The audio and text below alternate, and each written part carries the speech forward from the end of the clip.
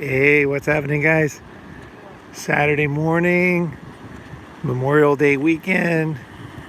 People are out in the water. It is a nice day. Good things are going on. Good things are going on. Beautiful day. My legs are on fire. My legs are roasting. The heat is on, baby. and it gets pretty happening at the where I am right now. This is kind of the still kind of early morning, something early morning. I see some guys getting on there. How you doing? What's going on? What's shaking there? Let's see. We're just looking at the surf. It's been killer surf every day for like quite a few days, and then today is not so great. So sad thing because it's Saturday. Like Saturday's like, oh man. Some guys are still working, right? They're like, what's up, man? How you doing, Dragon Slayer? Dude, I'm good. I'm really good. Jonathan, Rhode Island. I can see your comments because I've got like a hat and I've got like, I look like a guy in the desert. I got this thing over my head, so it like blocks the wind and it also blocks the light, so I can see the comments today. So, see if this works out a little better than last time. Yeah, man, I'm good, man. I'm fucking very good, dude. I'm very good. I'm getting super excited about the tour, man. I cannot fucking wait. And the messages I'm getting are just insane, like so good. So good. I'm gonna leave pretty soon. The plan is to leave like June 4th, June 5th. Leave my hometown here and get on the road there. All right.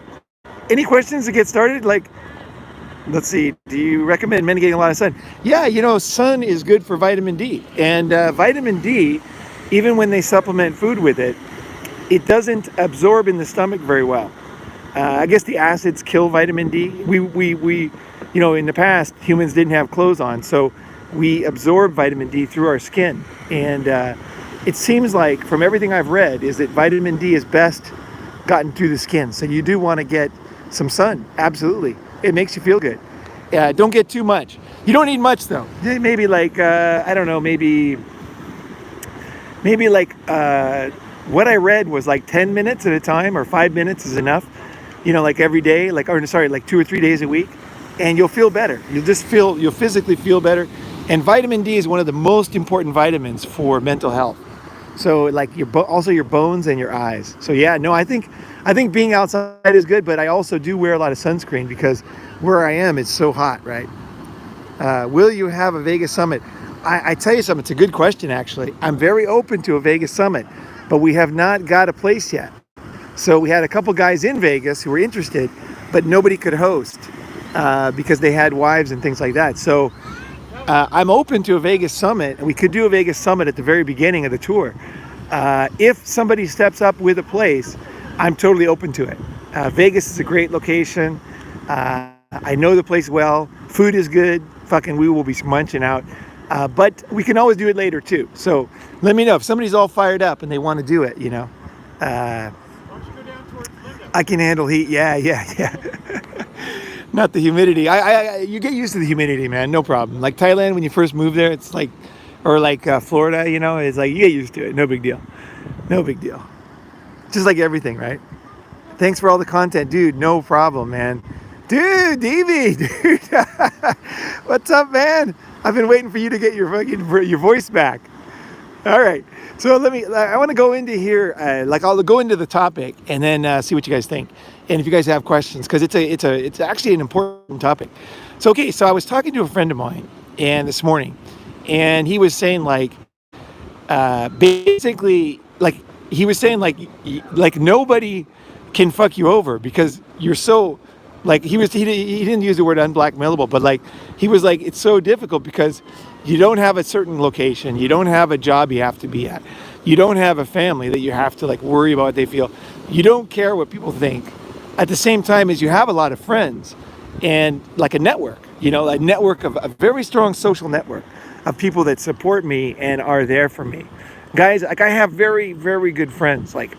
You know what I mean? It's very tough for me to get too down because I always have a very good friend I can talk to. And these are guys I've vetted, and they're very wise. And it's not just somebody to talk to, right? It's somebody actually who has you know what I mean? Some meaningful conversation. And that's all you need when you're having a hard time. You need that, right? And so he said, you're so basically unblackmailable. And I thought to myself, and then he said, but he said, it was the funny thing. Here's the point. He said, like, even if you went to prison, you'd probably do well in prison. And I started laughing because I actually studied. There's a YouTube channel. I think it's called Big Turk or something. Anyway, he talks about being in prison, and I like the guy. He's a big black guy. I really enjoyed his channel for quite a few months. I watched it a lot, and he was just a really honest guy. He spent a lot of time in jail, and he basically told the truth. He said, a lot of things that I didn't know. Like he said, the whole thing about getting raped all the time is not true. He's like basically it can happen, but he's like, it's not. It's like he basically like he shot down in a way that I believed a lot of the myths and the fears that people have about prison. Like it's like this, it's like that, right? But what the key thing he said was, and here was what was really interesting. The takeaway from his channel, besides the guy's a cool guy and worth watching, and I watched another channel too, was the takeaway was this, is they said basically who does well in prison, like who gets raped, who does poorly, who gets killed, who does well. And he said basically it's very simple. Oh yeah, she's got that longboard, she's on that thing. Okay, she's learning how to surf, that's good. You get a lot of wide variety of people here because this is like a world-class surfing city. So you get like world-class guys here, and then you get a lot of beginners. So it's a kind of a mix. But basically what he said was people skills are number one. So here's what he said, and it's really simple actually, how to survive in prison. And this is important. Okay, the reason why I'll say what he says, advice. First thing he said is, when you get to prison, the first thing you don't want to do is don't make friends with somebody right away. So somebody offers you something, food, somebody offers you, let's talk, let's sit down. He says, until you know who everybody is and what they are about, the worst thing you can do is like make friends right off the bat. Like basically to be very cautious, be nice, be respectful, but don't like believe somebody's your friend right off the bat. Like be careful. And just keep to yourself and wait until you figure it out. And that is such great advice. And that, that's really the best advice, whether you're getting a new job, whether you're moving to a new country, or whether you're talking about women, right? Is wait, just let people tell you who they are. And the next thing he said is, like they were saying, like, basically, is it about having a bunch of money? Because this guy's huge, Big Turk, the guy's huge, right? And he said, no, that's not it. He goes, guys that do well in prison are not muscly guys. He goes, no matter how muscly you are, even Mike Tyson, the rumor is he got raped in prison. So there's really not much you can do when a group of guys wants to either kill you or whatever, so kidnap you or whatever the hell. So you can't win that way. But what can you win with? You win with people skills. Now, Mike Tyson has people skills, and he probably was targeted for another reason, because probably he was like, if this story is true, and it sounds possible, he would be targeted for another reason, because he was a world-class fighter, and so everybody wanted to be known as the guy who was better than Mike Tyson, right? So he's in a special category. But for most guys, it wouldn't happen. And he said the thing is people with people skills, so they're able to make friends. So don't make friends with bad people. Wait, and be a good, trustworthy person. So basically the same skills that would make you a good businessman, a good friend, a good neighbor, a good corporate guy, a good person on a committee, a good whatever, is the ability to make friends and to basically do what you say, be honest, make friends, and be a leader. That's the next thing. Be a leader. So being a leader means that you have the ability to work with different kinds of people. Okay, so if you have those skills, you don't need to worry about going to prison. Because here's what kills you in life. It's not the things that happen to you. It's the things that you worry about happen to you. These are the things that kill you. That's why I care about this stuff. Okay, why does Ronin Man study this stuff? Why would I study this? It's fucking super important, man. What I'm talking about is fucking key. Because what kills most guys is they secretly are afraid of something. Like, if this happens, then I'm done. And so what happens is when it does happen, then they collapse. They totally collapse. So if there's a pandemic, you know what I mean? Like, then it's over. If I have to go to war, if I'm shot with a gun. So I've spent a lot of my life basically thinking about these things. Like, what would I do? I've had guns pulled on me, actually, and not more than once. in various situations. And I know how I act in those situations. And this is not a bravado thing. It's the thing is you need to know, what will you do if this happens? If you can figure that out, if you can face up to the reality that you could die, you are going to be very strong. Because what most people do, they don't prepare. So when it does happen, they're fucked. They are so fucked because all of a sudden everything comes crashing down in their life. They lose their job. They get homeless. They go to prison. They lose the girlfriend. They get divorced. They get sick. Some guy pulls a gun on them. These are the type of what ifs that can kill you, because these what ifs, it's like all of a sudden, like, I'm a strong guy. I'm a very strong guy. I'm very powerful. But if this happens, you know, I'm a great guy. I'm good. I'm strong. Unless I go to prison. Unless this happens. Unless that happens, right? Unless I get shot or somebody pulls a gun, right? What you want to do, it's not that you are welcoming these things. It's not that you are not wasting your time by thinking about these things. It didn't take me long to figure out, A, that what skills were necessary in different situations, B, how to master them, and C, this protects me every single day of my life. You can't base your life. That's bullshit. People do base their life. Everybody that you're looking at bases their life on this. What I'm talking about is very rare. This is not a normal, I'm not saying what everybody's saying. You need to think about what would you do if this happened, if that happened. Like, what would you do if you got ripped in prison? Like, what would you do? I thought about it. I would not fucking give up no matter what. Like, I would just fucking blow it off. Like, I would not care what people said. I know who I am. And if I'm forced into something, what else are you going to do, right? But I am ready for whatever somebody says about me or thinks about me or does. And I am going to move on. Like, I've already thought about it. The key to survival is that you have thought about it. It's not about don't let this, don't let that. Look, if you're homeless tomorrow, you might be suddenly in a trap that you can't get out of. Because all of a sudden you went from being, in a house with respect and everything, and the next minute you're on the fucking street and someone's kicking your ass under the bridge. Okay? I've thought about this. I'm ready for this. And I got my best advice from a guy in LA who runs the homeless shelter. And he told me something that changed my life about being homeless. He said to me, look, homeless, he goes, here's the thing I found. He's been running the homeless shelter down there for like 40 years. He said, look, the interesting thing about homeless guys is I've never seen a homeless guy commit suicide, ever. Ever. And he said, and I was like, why is that? He's like, think about it. And I thought about it. I thought, okay, the reason why is because the what ifs are no longer there. You're still alive. Like, if I could be homeless and I could be sitting right here looking at this beautiful day, I could be out there surfing. I could be swimming in the water. I could be talking to some girl. I could be enjoying my life. I could be laughing. I could be writing a book. I could be making friends. I can do a lot of things even if I was homeless. And I would.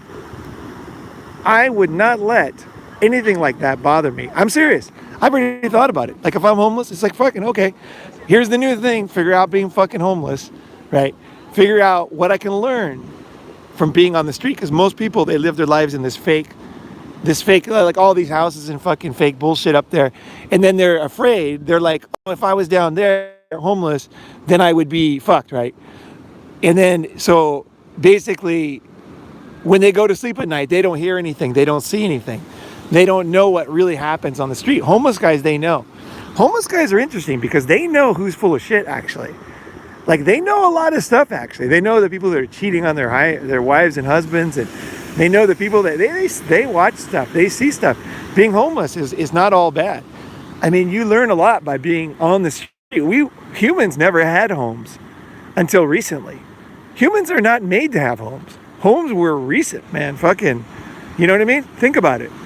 When did homes come along? Like, fucking maybe 200 years ago or something, maximum.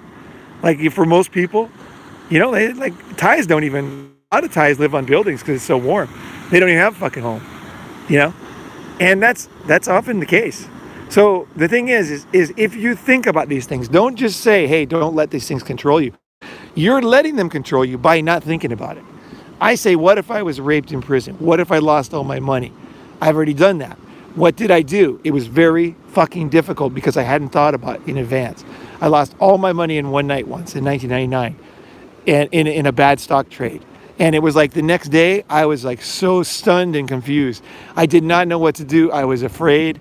I actually thought, I didn't actually think of killing myself, but I actually thought, like, isn't this what guys do? They save their whole lives. They lose all their money.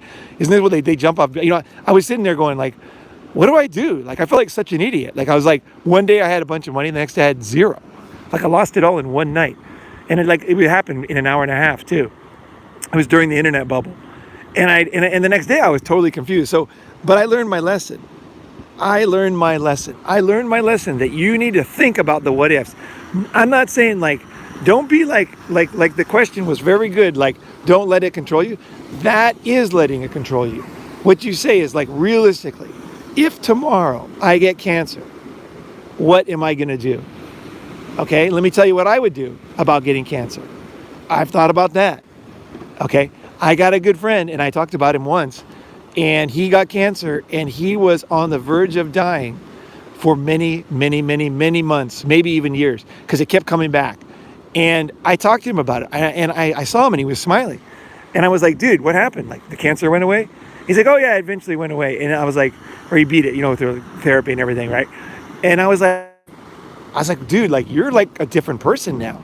And he looked at me like with a big smile. This is only from wisdom of experience you get this. Like, what I'm talking about here, these are not things that you guys already do. You need to go out on a limb to think about, what would I do if I was dying of cancer and I lost my wife and I lost my house? What would I do? How would I live? And you can look at other people who did it, and you can see that some people did it successfully. Other people did it very, very unsuccessfully because they weren't ready for the what ifs. But the what ifs are going to happen. Everybody on this podcast is going to die. It's going to have your last breath and it's going to suck ass. And that is the reality, right? What are you going to do then? I think about the what ifs on this. So my guy with cancer, what he told me some fucking gold, man. He goes, because I noticed people, right? Most people don't notice anything. They're like, oh, did you get over the cancer? Oh, that's good. Good for you, blah, blah, blah. And I was like, dude, what happened to you? You're a different person. Like, tell me more. I want to know more. And he looked at me with a big smile and he goes, you know what? He goes, it was weird. He was an older Australian guy. He goes, it was weird. Because I worried about cancer so much. Like, I worried like myself sick every night about cancer for months at a time. And then after like a year, he beat it, and then it came back, and he just worried. And he said, you know what? I realized that I can't worry anymore. Like, he goes, I'm not physically capable of worrying. He goes, I see worry as a total waste of time now. He goes, I cannot worry. He goes, I don't care if someone puts a gun, like, no matter what, I can't. I can do other things, but I can't worry. And I was like, oh my God, you could actually clean the worrying out of your mind forever. And so I haven't done that. Okay. But the what if is not nearly as strong now because I know this guy, and this guy's for real. And I know that you can physically do that because I can see it on this guy's face, that you can just like realize that worrying is like a waste of time. Now, this isn't something that you realize. You have to maybe you had to see his face to understand and know this guy. But there was something deep within me that was like, oh my God, you can actually fucking let go of worrying forever. Like that's something I never knew was possible, right? Like, fucking worry gone. Like, now that doesn't mean that I have the exact path for it. But if you've seen anybody go to the moon, okay, if you've seen anybody surf a wave, if you've seen anybody run a 4-minute mile, guess what happens to you? The 4-minute mile, no one could break it. Roger Bannister broke it, and like 3 guys broke it the next month. The reason why is because suddenly humans said, because until then they thought it was impossible to run a 4-minute mile. They thought you would die of a heart attack. But as soon as somebody did it, all of a sudden everybody could do it. Like, not everybody, but 4-minute miles were pretty common after that. And this is not some motivational thing. It's true. There was something inside of them that they thought it was impossible. So you need to know, if you're thinking about a what if that you're not sure about, find some rare person who actually did it. And then you can say, okay, You know, Viktor Frankl's book about being in the concentration camp. That's a great book. What if you were in a concentration camp? What would you do? What if you went to prison? I know if I went to prison, what I would do, and I would start making friends. I would be very careful. Okay, in the beginning, I would like just watch people. I would think of them as normal humans. Okay, just like normal people, like anywhere else. I would cease worrying about rent. I would cease worrying about food. I would cease worrying about, safety at home. And I would cease worrying about paying payments. And I would cease worrying about my credit card. I would cease worrying about a lot of things that I would maybe think about now. Not maybe as a worry, but think about. I would clean them out. And I would say, okay, I'm in a new environment now. I'm now in prison. Now, what can I learn from this environment? I would say, okay, first thing I need to do is take Big Turk's advice and be very careful. So I'm not gonna talk to some guy who basically doesn't have my best interest in mind. And I'm not gonna take any presents. Nothing. No one can give me anything. I'll be like, oh, thank you very much, but no thanks. I'm not gonna take anything, and I'm gonna watch people like normal people without fear. I'm just gonna look at human beings, and I'm good at that. I'm actually good at reading people. So I'm gonna do that. I'm gonna read people. And I'm gonna let people off the vibe is that I'm fucking smart, but I'm not saying shit. Okay? That's the vibe. Then as time goes on, I'm gonna find what is the situation?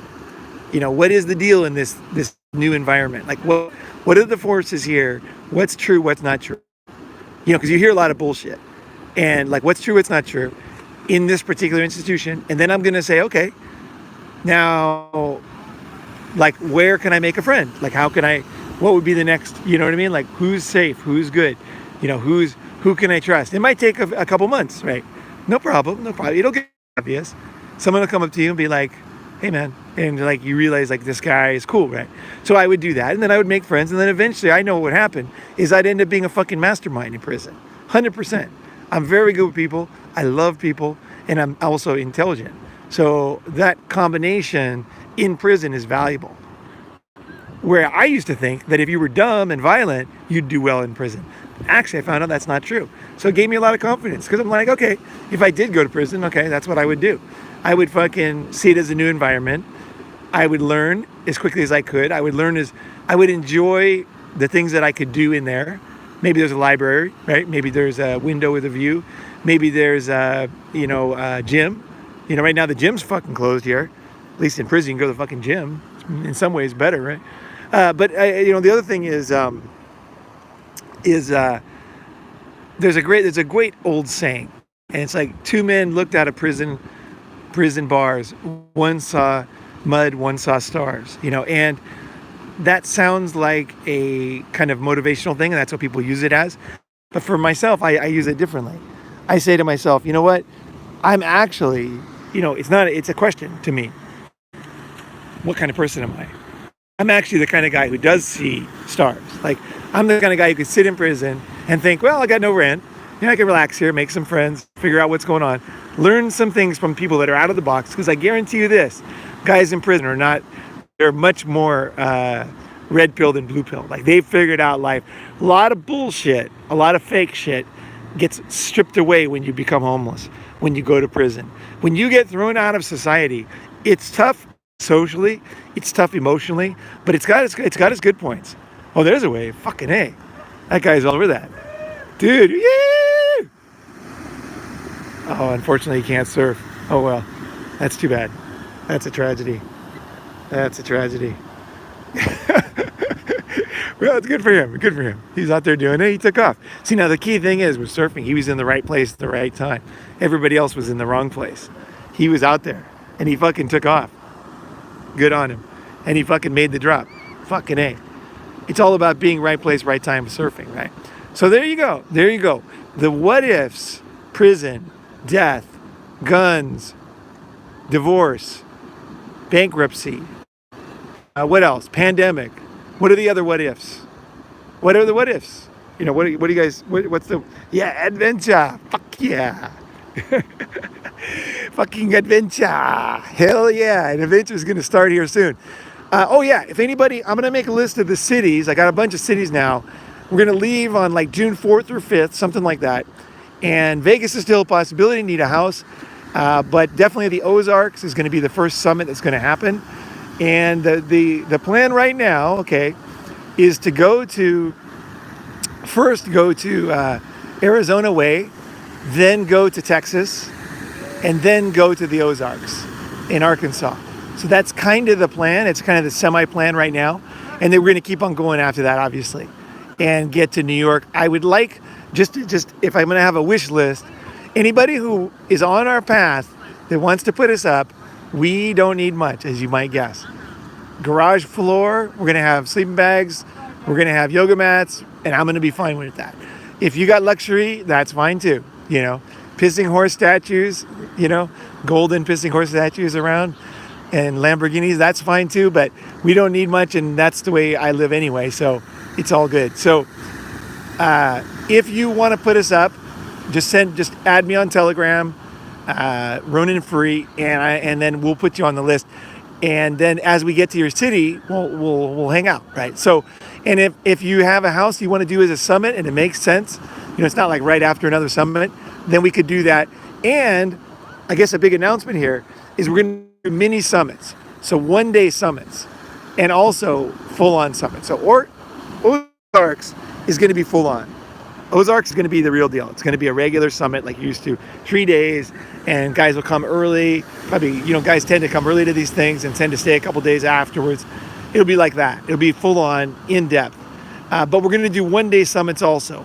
So I'll start to put those on a map for you as we move forward. And my job is, what I want to do for the guys in North America is I want to come to you. So you don't have to go, you don't have to get on an airplane.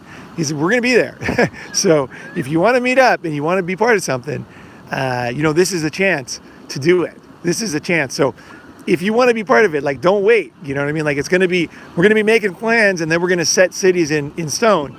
And we won't be able to, obviously, once that's all set in stone, there will be some flexibility, but not as much as you might think, right? You know, because everything will start to line up. Dates will start to line up. So we'll only have so much time to, you know, and we're going to go to a lot of national parks. So that's going to be a big thing. A lot of national parks. Those are going to be kick-ass, and we got a pass. It's going to be fucking great. And someone said a lot of people live in prisons in their own homes. I agree, definitely. In fact, the nicer the home, the more likely you live in prison in your home. Now, that's different than the what ifs. So I want to say it's very different. The what ifs is a serious fucking thing. I want you guys to think about, what if I was shot? What would I do? What if my best friend fucked me over? What if I was divorced? And what if I was homeless? What would you do? What if I went to prison? What skills would I need? How can I prepare? How can I learn about somebody else who overcame this? And if the what if is a big monster in your mind, okay, if the what if, and we all have these things when we start, the what if is a big monster. If you think about it and you say, you know what? I don't know exactly what I would do, but here would be my plan. Here's my basic plan. I would do this, I would do that, I would do this. This is what I'm talking about. Watch your inner self after this and watch how you fucking change after this, because your fear will fucking melt away. It will melt away. Because the fear is based on the fact that you haven't thought about it. You haven't planned it. And the example I always use, which is a great example, is when they study people who survived plane crashes. It's always the same. The guys who, it's not bravery, it's not like IQ, it's the guys who looked at the emergency exits before the emergency. So they actually watched a little bit of the, the stewardess saying where the doors are. And same thing with shooters in malls, things like that. If you look when you get to a mall and say, hey, what if there was a shooter? What would I do? Well, I'd go here, and then I'd go there, and then I would do that, right? You know, I always do when I go to a mall. If I go to a mall a lot, like in Thailand, you know, I was living there, I would go to the mall and look for the emergency exits. I would just kind of, you know, sometime when I was taking a break from reading something or working, I just walk around the mall and kind of look, okay, here's the exits, and then I would look for the employee exits and things like that. And I would say, okay, if somebody came in with a machine gun, let's say 4 or 5 guys came in the mall, what would I do? Well, I would know exactly what I would do. Instead, what most people do is they just like deer in the headlights. And the thing is, and here's what I'm going to say, is the more you do this, not only does it take away the fear of the what ifs, it just deletes the fear. Because you realize you're going to do better than most people because you've thought about it when you're not all freaked out. Once the smoke is in the room, it's hard to get out of the fire because you can't see anything and your brain is like basically hijacked by fear. That's what happens. The reason why the Marines do so well is they train them in advance, clean their gun in the dark with their eyes closed, and then just to do it like a robot, so that when they're under fire, the one thing they know how to do is clean their gun, unjam it, get some bullets in there, and keep going, right? It's because they trained in advance. And so that's what I'm talking about, that type of thinking. Just do a little bit of training in advance. All you got to do. What will I do? What has some other successful guy in the past done that was significantly better than other people in this situation? Because I think if you think this way, you can really kick ass in life. You can really fucking kick ass in life. Like, seriously. Because you are always learning, you're always ready. And I'll tell you something. There's one reason why a lot of guys don't fuck me over. Is because they know it doesn't work with me. Like, it doesn't really work. Like, it's very difficult. Like, I'm like a virus. It can't destroy me, right? And it's not because I'm tough. It's because I've done this work. Yeah, I've looked at the emergency exits, right? I've looked at the emergency exits. I've looked at the ways out. I've looked at the height of the door. I've looked at the stairwell. I could do it in my sleep. I could do it with my eyes closed. And then what happens is, of course, the what ifs no longer matter, but also it's quite fun. Actually, it might not sound fun, but go do it in your local city. Like, just say, well, what if there was, let's say, a terror attack that happened somewhere else? What if it happened here? What would I do? And then just as you walk around town or in your office or whatever, just think, okay, I'd do this and I'd do that. Okay, then I would go over, oh, that's right, I'd go over there. I'd like to do that. And, that wouldn't work because, the guy would be able to see me here. And then it's kind of like a fun exercise. It's not serious. You're not like sweating bullets. The whole point is you're having fun. You're not sweating bullets. You're just like, okay, what would I do? Okay, I'd do this. And then get a friend. If you got a friend who's into this, go do it together. And then it's quite fun. Like, okay, what if we were homeless? What kind of homeless guys would we be? And, I'd be like, okay, well, first thing I'd do is I'd figure out where all the free food was, And then I'd think of, like, I read in Japan there was a chick who liked to bone homeless guys. Like, for real. They actually did a TV show about her. And for some reason she liked to bone homeless guys. So I'd keep an eye out for that. And I would, I just kind of figure things out, like, well, how can I get shit done? There was another guy who was a pickup artist who was homeless. And he used to bone tons of chicks in their houses. And it was like hilarious. His channel was hilarious. And he was definitely the real deal. I don't know how he did in life, probably not that well. But I learned a few things from him. You don't have to give up. Don't think, because I don't have this, I don't have money, because I don't have a house, because I have cancer, because I've been shot, I'm not going to be able to do this, I'm not going to be able to do that. Fuck that thinking. Fuck all that thinking, man. Look in the past. Like, guys have been, like, what was it? Who is it? What's his name? There's that one guy who was shot like 5 times, and then he was fine. Some rapper, right? It's like, seriously, man, you don't have to give in, and you don't have to, I guess, collapse. Working on the what ifs is fun. It's profitable for your brain, and also it will stop you from collapsing, because there's not that many what ifs. There's just not that many. I'll give you a what if right here. If a huge wave takes you down, and you go down and you can't breathe, and the wave just like pulls you underwater, let's say, and then you come, here's what you do. Here's what you do, guys. I am a fucking waterman, big time. I don't care how big the wave is. I don't care how far the shore is. You have to understand that the wave only goes one direction. The wave goes from there over to there. Okay? And then another wave comes there over to there. So the thing is, it doesn't go on forever. You can hold your breath for about 3 minutes. Okay? So what I would say is, if a wave is, it's very rough seas, you want to go underwater. Don't worry about your head anymore. Don't worry about seeing anything. Don't worry about fucking telling anybody anything. Don't worry about saying anything. Your main thing is, you want air to go in your mouth.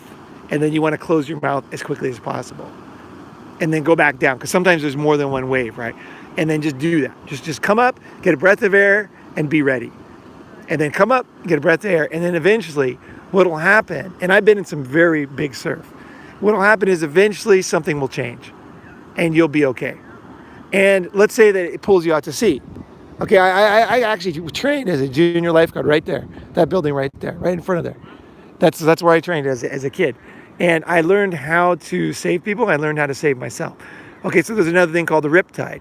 Okay, see that murky water? That could be the beginning of riptide. What that is it kind of goes like a river out to sea, and it pulls people out there. Now, when that happens, when things go out to sea, what people used to tell you is to, as you're going out, it's pulling you out that way. Now the first thing to understand is it can't take you forever. Okay, I'll just tell you right now, the rip is only going to take you out maybe a couple hundred meters. It doesn't go to Japan. Okay, the rip does not go to London. Okay, the rip can only go so far. So don't worry too much. Like the worst case scenario is it pulls you and you're not underwater, you're breathing. And then you go out there and then you say, fuck, what am I going to do now? Okay, that's the worst case scenario. And I've been in some insane rips, especially on the tip of India. Oh man, I hit a major rip out there. Fucking insane. I was the only one out. And it was called the beach was called Killer Beach because so many people drowned. I didn't know this when I went out. But anyway, when you get caught in a rip, what you realize is don't panic. It can only take you so far. It'll take you out there a couple hundred meters, but who gives a fuck? Sit out there. Yeah, fucking enjoy the view. Like, wait around.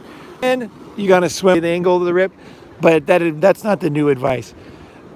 Often a rip, okay, this is not a river, okay, by the way. This is a fucking ocean. Now, the idea that people have in their mind is that the ocean is like a river, so it can just take you somewhere. It can't.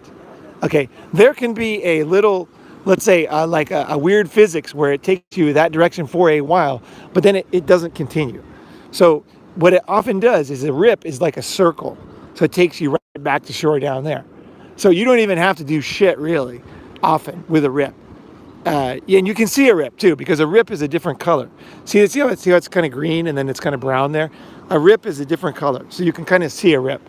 It's not like, oh my gosh, the rip's going to get me, I'm going to be, So every time you're in a wave, big waves, remember that you want air in your mouth, okay?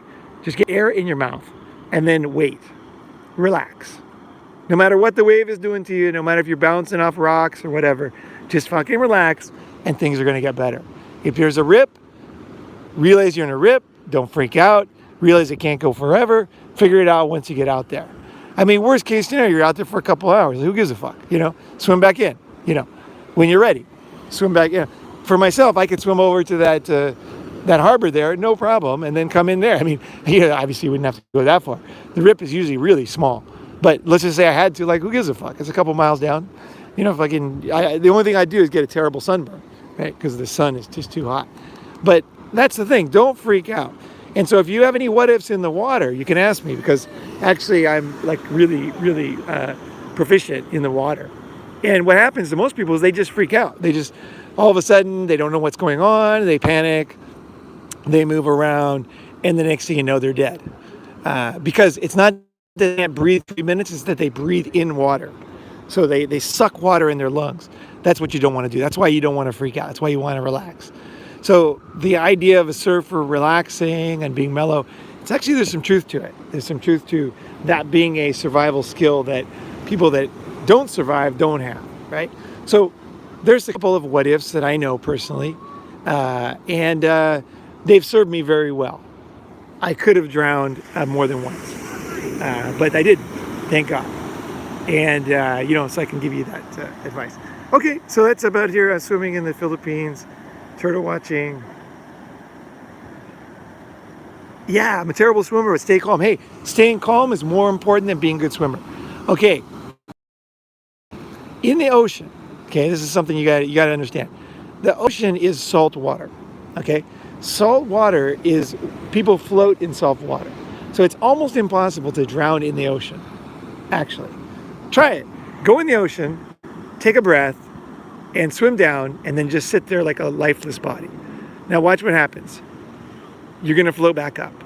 Then turn your head sideways, get a drink of water, go back under, wait. You're going to float back up. So it's pretty much impossible to drown in the ocean, actually, if you follow this advice. And that in itself, again, it's the what ifs. It's by one at a time. You knock out these what ifs. You think like a man, like a survivor, and you do it in advance. And then this will allow you to survive. And knowing that you can survive a rip, being underwater for minutes at a time in terrible, huge surf, right? And hitting rocks, bouncing off rocks. If there's a rock, you call it, I call it jellyfish. You want a jellyfish. So when I'm crashing a car or a motorcycle, let's say I'm racing and I realize I'm going to crash in a very short period of time, and I learned this skateboarding, I want a jellyfish. I want to be a jellyfish and bounce off walls, cars, rocks, and then I just jellyfish, boom, I bounce off, and then I try to get my bearings after that. So you got to learn to jellyfish, just jellyfish. Let everything go, total relaxing. You bounce off a tree, you bounce off a brick wall, you bounce off the pavement or whatever, a car, and then you won't break a bunch of bones. So you got to know to jellyfish. But jellyfishing actually works good in the ocean too, because often whatever you're experiencing in the water is very short-lived.